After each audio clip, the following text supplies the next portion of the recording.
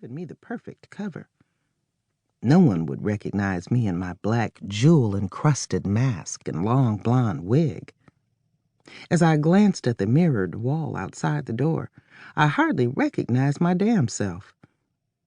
Those were my beautiful and perky breasts, sitting pretty in the black leather barely there bra. Those were absolutely my honey bronze thighs, peeking above the knee-high leather boots. And yes, that was my round, bubble ass in all her glory encased in black leather.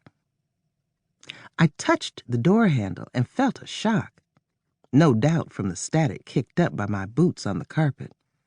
But for a second, it made me think of my best friends and sorority sisters, Hahna and Kimberly.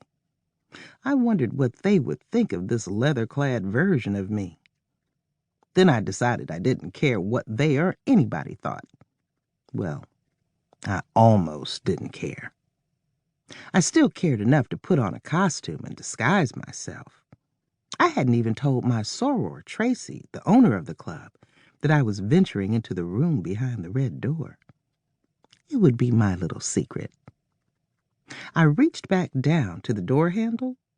No shock this time, so I pushed it open and ventured into the darkness. It wasn't completely dark in the large room. There was lighting along the baseboards that cast a glow all around. Along the perimeter of the room, there were glass-encased sections that almost looked like cubicles, although everything happening inside the glass was not safe for work. My planned role for the night was the voyeur. I'd gathered enough bravery to watch and consume the debauchery, but I hadn't committed to participating. I still had to work up enough nerve for that. So I watched the singles, couples, triples, and even more numerous groupings engage in every sexual act known to woman and man.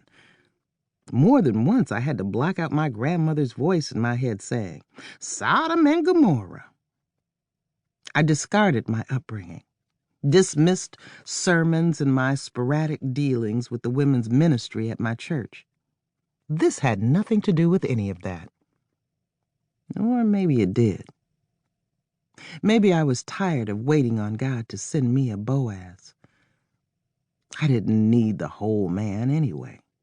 Too much trouble. Just wanted to feel that part that made my body tremble. I swallowed hard as I watched one couple who were into each other like there was no one else in the room. The heat surging in my lady parts wasn't caused by the leather.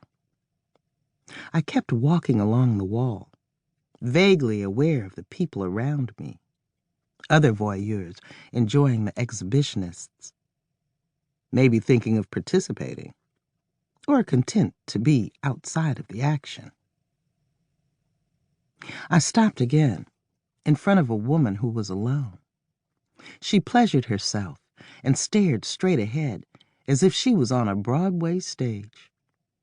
I tilted my head to one side and wondered if she was performing or if her face contortions were authentic.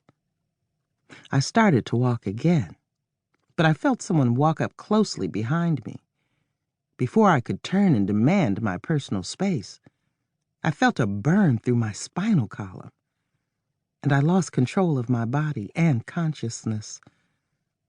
I woke up behind glass and to quiet laughter. He laughed again as he walked toward the car. His red hair was the same, and so were the freckles. He looked somehow smaller than he had on that night, but I was sure it was him.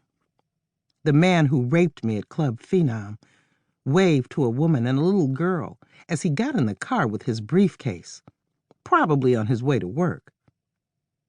I couldn't move until the car pulled off, but when it did, I broke into a full sprint. No quiet voice now, no counting, no footfalls, just pure adrenaline and terror as I raced back to my brownstone. Getting behind my locked door did nothing to relax me.